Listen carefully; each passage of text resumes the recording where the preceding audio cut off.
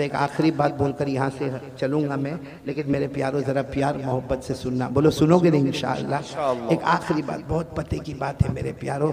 बड़ी रात आ रही है। कौन सी रात? शबे बारात। शबे बारात को शबे बारात क्यों कहते? बारात के माने माफ़ी का ऐलान। और मैंने आपको कहा अल्लाह ताला माफ़ी का ऐलान करेंगे, अल्लाह हमको भी माफ़ करे, बोलो आमीन। लेकिन देखो बहुत बड़ी लिस्ट है, मैं पूरी लिस्ट पे नहीं जाता हूँ, एक बात पर जाता हूँ मेरे दोस्तों। ये बड़ी रात मिलेगी ना? बोलो इंशाअल्लाह। इंशाअल्लाह। नहीं, अल्लाह हमारी उम्र में बरकत देवे, अल्लाह हमको बड़ी रात पहुँचावे, बल्कि अल्लाह हमको रमज़ान तक भी पहुँचावे। आमीन आमीन। मेरे प्यारों अगर मेरे को बोलते हुए कुछ अजीब लगता है, लेकिन खुल के बोलता हूँ, भगवानपुर वालों, अगर हमारी माँ हमसे नाराज़ है ना, सुनो, अगर हमारी माँ हमसे नाराज़ है, ये बड़ी रात को हम कितना भी रोएंगे, कितना भी रोएंगे। और सिर्फ ये रात नहीं, रमज़ान महीने की हर रात में रोएंगे। अल्लाह साफ कहते हैं कि जिसकी माँ उससे नाराज़ होगी वो कितना भी रोए, कितनी भी नमाज पढ़े, मौत के वक्त उसको कलमा नहीं मिलेगा। मौत के वक्त उसको कलमा नहीं मिलेगा। हदीस पाक में लिखा है यतकल्लबु जंबुन इला जंबिन, यानी मौत के वक्त करवट पे करवट लेगा। लेकिन अल्लाह कहेंगे ना, तेरी माँ तुझसे नाराज है, तुझे मौत के वक्त कलमा नहीं मिलेगा। मेरे प्यारों, मैं एक वाकया सुना रहा हूँ, सब सुनेंगे इंशाअल्लाह? नहीं बोलो ना, सुनेंगे इंशाअल्लाह। मेरे को बराबर याद है, जब मैं इससे पहले भी भगवानपुर आया था, तब भी मैंने कहा था कि माँ को नाराज़ मत करना। लेकिन उस वक्त मैंने जब कहा था, उस वक्त मेरी माँ जिंदा थी, मेरे अब्बा भी थे। अभी आज मेरे अब्बा को 1 साल हो गए, और कुछ दिन पहले मेरी अम्मी को 4 साल हो गए। मेरे प्यारों, मेरी अम्मी भी अल्लाह की रहमत में चली गई, अब्बा भी। और लोग कहते हैं ना कि जब माँ बाप चले जाए तो बच्चा यतीम होता है, बच्चा यतीम नहीं होता, बड़े बड़े यतीम हो जाते हैं। मेरे प्यारों, पहले ये बयान करने आता था, इतना खुश होकर आता था, क्योंकि आखिरी मुलाकात अम्मी से करता था, और जाने के बाद पहली मुलाकात अम्मी से करता था। मेरी अम्मी मेरे घर में कमरे में रहती थी, वही जब मेरी अम्मी को समझ में भी नहीं आता था, फिर भी कहता था अम्मी कलकत्ता जाना है, कि उड़ीसा जाना है, कि कहाँ जाना है, अम्मी दुआ करना अल्लाह इज्जत का मामला करे। तो फिर वापस जाकर कहता था अम्मी बहुत अच्छा हो गया। लेकिन मेरे प्यारों, अब तो समझ में नहीं आता, जाते वक्त किसको कहने का, आते वक्त किसको कहने का, न माँ का साया रहा न बाप का साया रहा। लेकिन मैं आपसे हाथ जोड़कर अपील करता हूँ मेरे प्यारों, एक बहुत बड़े अल्लाह के वली गुजरे हैं, नाम उनका मुश्किल है, लेकिन नाम आप याद रखो न रखो, वाक्य को याद रखना। उनका नाम है हजरत कहमश। बोलो क्या नाम है? हजरत कहमश। कहमश उनका नाम, बहुत ज़बरदस्त हदीस के पढ़ाने वाले, हदीस के इमाम। अब हुआ क्या, इनकी माँ की उम्र हो गई कुछ 90-95 साल की उम्र हो गई, तो ये बहुत अच्छा सबक पढ़ाते थे, बहुत अच्छा कुरान पढ़ाते थे, बहुत अच्छी इमामत कराते थे। एक दिन ये घर में गए तो देखा कि माँ की उम्र ज़्यादा हो गई, और ज़्यादा उम्र में ऐसा होता है माँ को पेशाब भी हो गया है, माँ को पखाना भी हो गया है, पूरा बिस्तर खराब हो गया है। तो हजरत कहमश, वो ज़माने में ऐसा तो नहीं था कि बाहर नल होता था और नल खोल लिया और पानी ले लिया। तो हजरत कहमश गए, नहर पे गए, करीब में नहर थी, वहाँ से पानी ला रहे, मशकीज़ा उठा रहे, अपनी माँ को पहले अलग किया, और उसके बाद में सारा पाखाना धोना शुरू किया, पेशाब धोना शुरू किया, चादर को बदलना शुरू किया, फिर माँ को नहलाना शुरू किया। इनका एक शागिर्द वहाँ से देख रहा है, कब से देख रहा है कि मेरे उस्ताद इतने बड़े, मेरे टीचर इतने बड़े, प्रोफेसर इतने बड़े हदीस के पढ़ाने वाले, जो मालूम नहीं हजारों तलबा को सबक पढ़ाते, आज ये ऐसा कर रहे, पाखाना साफ कर रहे, ये पेशाब साफ कर रहे, अपनी माँ के कपड़े उतार के माँ को नहला रहे। वो शागिर्द आहिस्ता से आता और आकर कहता, मेरे उस्ताद मैंने कब से देखा आप ये काम कर रहे हो, तो आपको तो अल्लाह ने बहुत माल और दौलत दिया है, आप किसी काम करने वाली को रख लो ना, कोई काम करने वाली रख लो जो माँ को देखा करे। ये तो आज हमने देखा। तो हजरत कहमश ने रोते रोते कहा, रोज मेरी माँ को इस्तिंजा मैं ही कराता हूँ, मैं ही खाना पकाता हूँ, और मैं ही अपने हाथ से माँ को खाना खिलाता हूँ। तो वो शागिर्द ने कहा, लेकिन अल्लाह ने तो आपको बहुत दिया, आपके पास जमीन है, आपके पास ये घर है, आप कोई काम करने वाली को रख लो।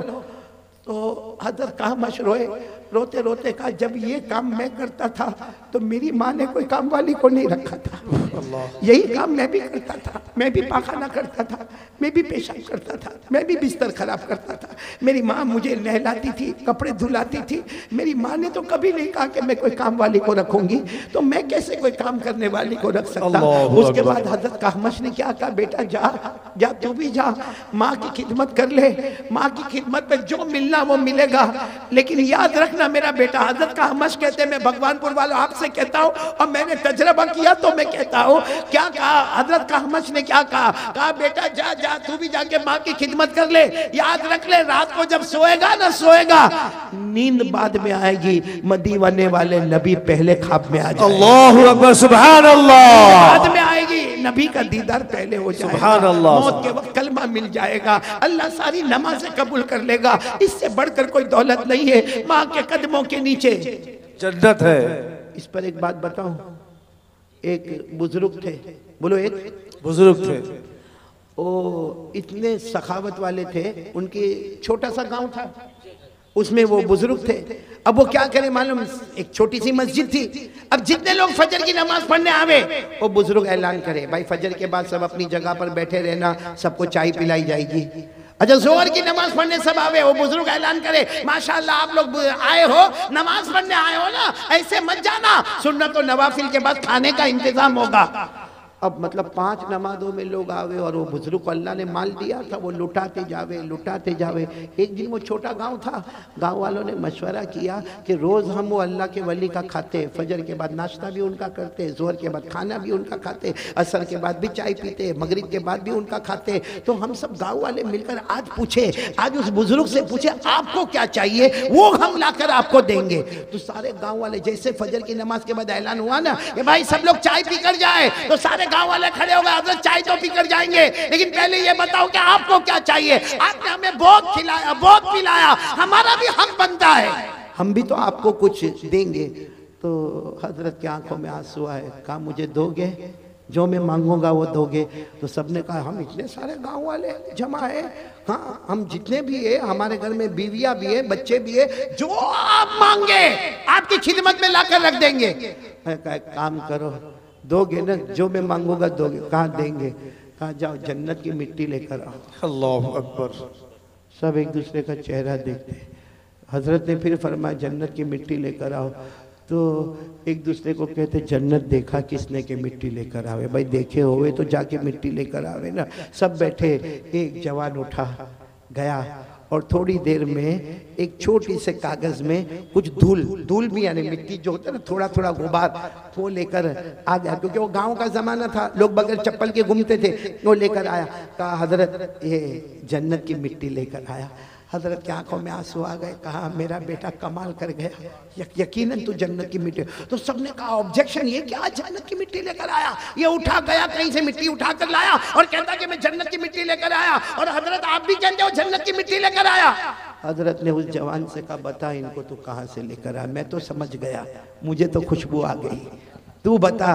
तो जवान खड़ा हुआ रोकर कहने लगा मैं घर गया, मेरी माँ सो रही थी। बोलो मेरी माँ सो रही थी। लेकिन उस जमाने में लोग गांव में चलते थे तो चप्पल तो पहनते नहीं थे। कहा मेरी माँ सो रही थी, मैंने माँ के पाँव दबाए, पाँव दबाते दबाते मैंने मेरी माँ के तलवे, देखो ये तलवे पर यूं हाथ घुमाया, फिर हाथ घुमाया, जो मिट्टी आई वो लेकर आ गया, क्योंकि मेरे नबी ने फरमाया जन्नत मिलती है तो माँ के कदमों के नीचे। सुभान अल्लाह। जन्नत मिलती है तो माँ के कदमों के नीचे मिलती। मैं वो जन्नत की मिट्टी लेकर आया, सारा मजमा दाढ़े मार कर रोया, और हजरत ने फरमाया अल्लाह की कसम मेरे नबी ने भी फरमाया जन्नत माँ के कदमों के नीचे है और बाप जन्नत का दरवाजा है। मेरे भगवानपुर वालों सच बताना, दरवाजा है कि तोड़ दिया है? बाप जन्नत का दरवाजा है ना, कहीं नाराज करके दरवाजा तोड़ तो नहीं दिया।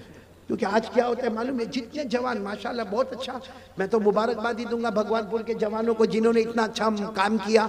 और अगर ये भगवानपुर में चलो ये कारी अहमद अली का और उलमा का प्रोग्राम है, हमारे बेटे फिरदौस कौसर का प्रोग्राम, अगर ये प्रोग्राम ना होता, चलो कोई शादी का प्रोग्राम होता, फिर भी हमारे जवान माशाल्लाह सब इतने तंदुरुस्त है। कोई कहता हाँ वो खाना मैं तकसीम करूंगा, वो दूसरा कहता कुर्सी में लगाऊंगा, तीसरा कहता टेबल में लगाऊंगा, चौथा कहता पानी में पिलाऊंगा। और ये भगवानपुर वाले बहुत खुश होते माशाल्लाह, ये जवानों ने पूरा काम आसान कर दिया। शादी का घराना था, टेंशन में था, सारा टेंशन दूर हो गया।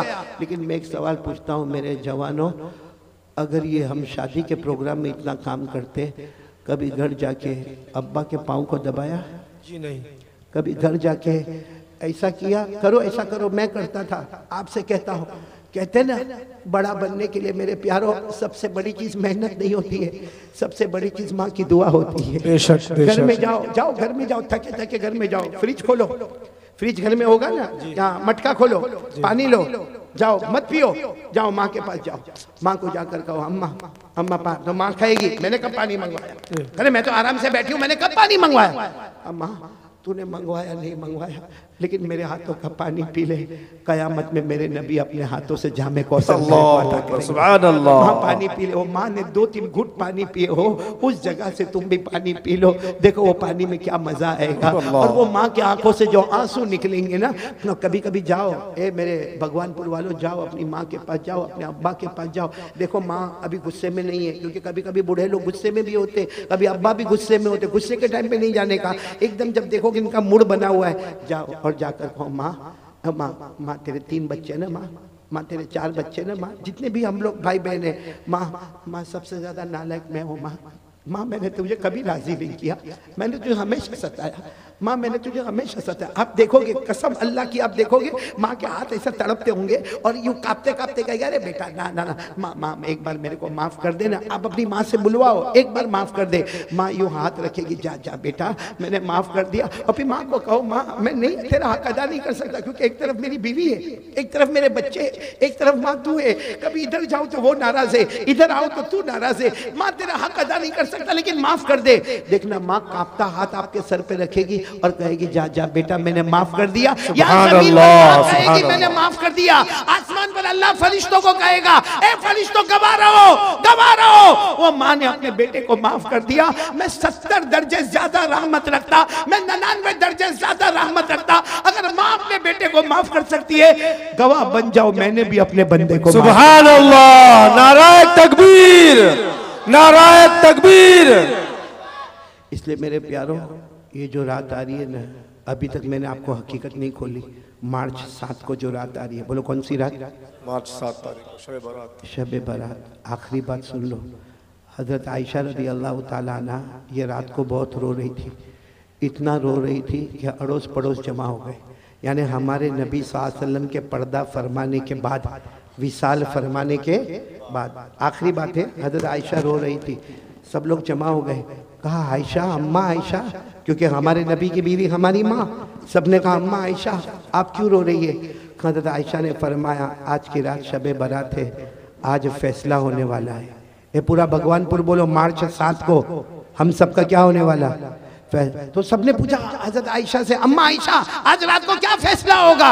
हजरत आयशा रज़ी अल्लाह ताला अन्हा ने फरमाया मैंने कानों से सुना, जनाब नबी करीम सल्लल्लाहु अलैहि वसल्लम ने फरमाया आज की रात फैसला होगा। ये फैसला होगा कि आने वाला साल अमीर कौन रहेगा, गरीब कौन रहेगा, आने वाला साल इज्जत वाला कौन रहेगा, जलील कौन रहेगा, आने वाला साल तंदुरुस्त कौन रहेगा, बीमार कौन रहेगा, आने वाला साल अल्लाह किसको सुकून देगा और कौन बेचैन होगा। और फिर हज़रत आयशा ने कहा मेरे नबी ने फरमाया था अल्लाह ये भी फैसला करेंगे आने वाला साल कौन मरेगा कौन जिएगा।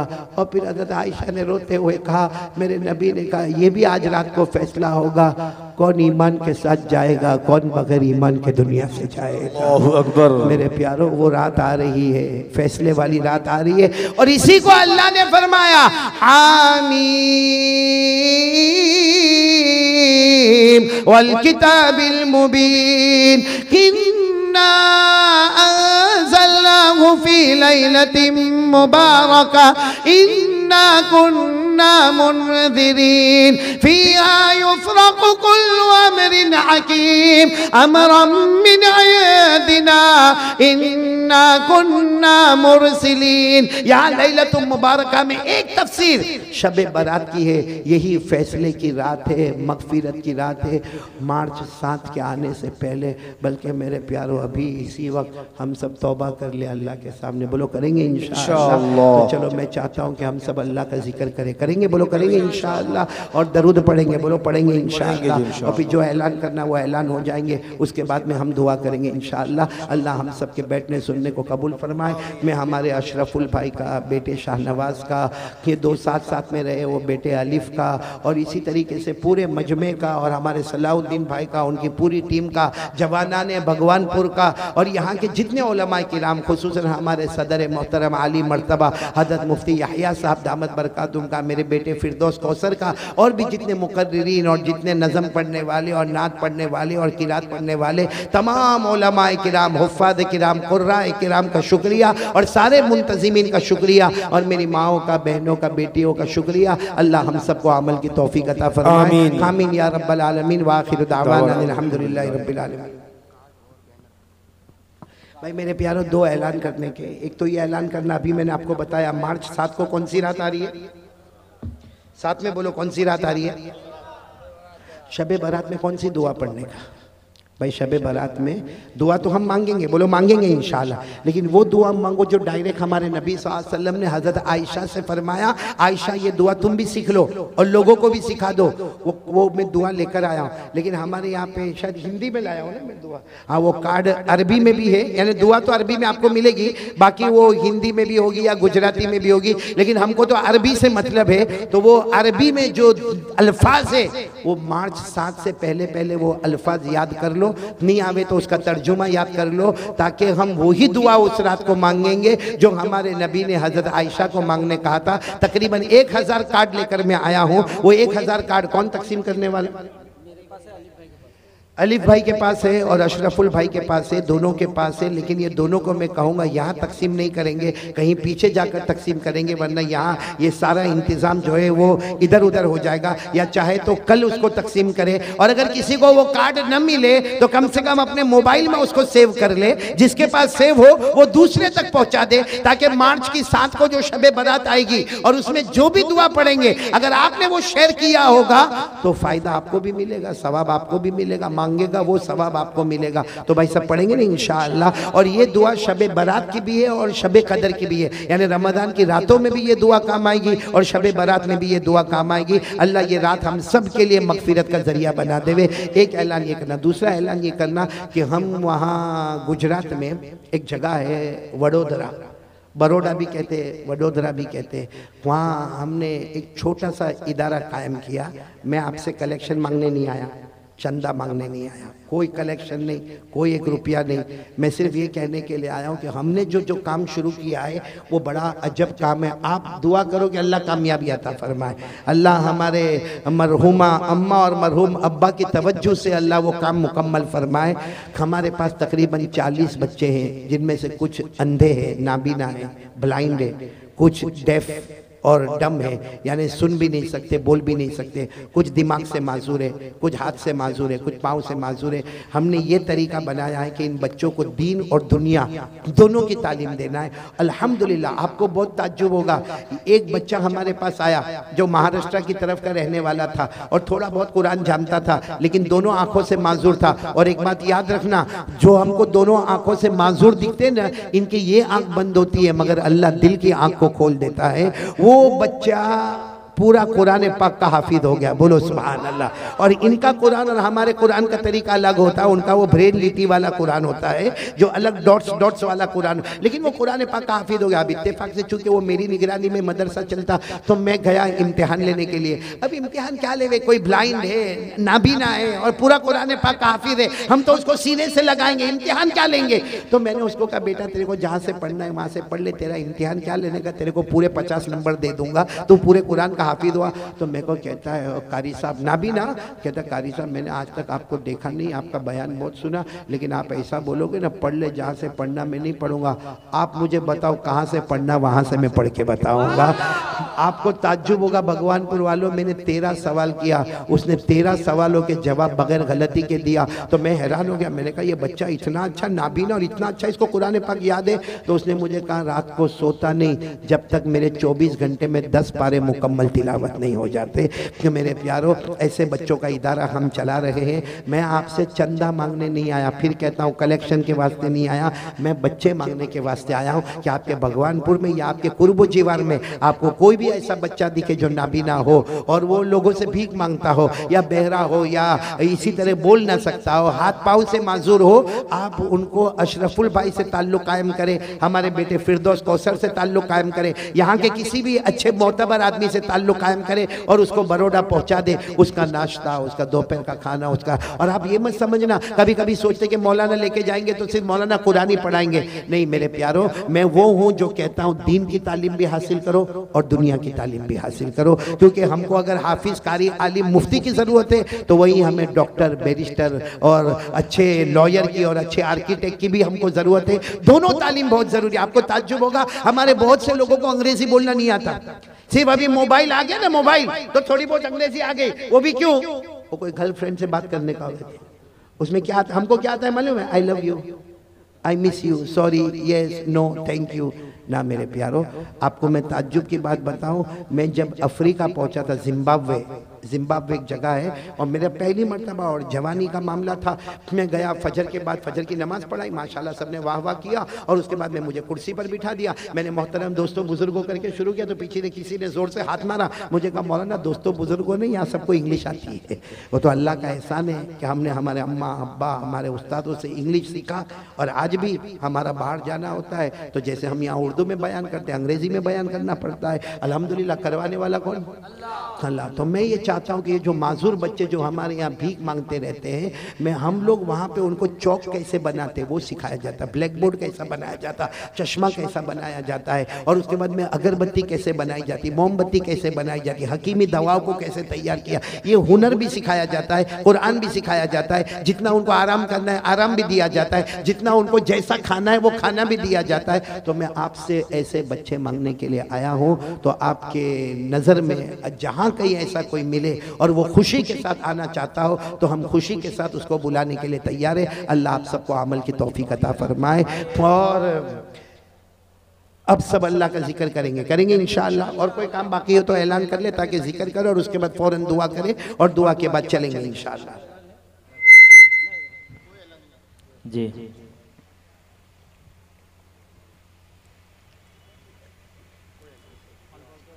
उत्तर बेउदिया खालपाड़ পরিচালনায় শান্তি সংঘ ক্লাবের পক্ষ থেকে আপনাদের সবাইকে আমন্ত্রণ। 6-3-2023 সোমবার বাৎসরিক জলসার আয়োজন করা হয়েছে। আপনারা অতি অবশ্যই সেদিন উপস্থিত থাকবেন, কমিটির পক্ষ থেকে আহ্বান দেওয়া থাকলো। তার সাথে সাথে আরও একটি ঘোষণা, কারি ফিরদৌস সাহেব আসবেন। সারঙ্গপুর ও এলাসপুর আঞ্জুমান সংঘের পরিচালনায় 13ই মার্চ জলসার আয়োজন করা হয়েছে, বাৎসরিক জলসা। ওখানেও আপনারা উপস্থিত থাকবেন, কমিটির পক্ষ থেকে আপনাদেরকে দাওয়াত দেওয়া থাকলো।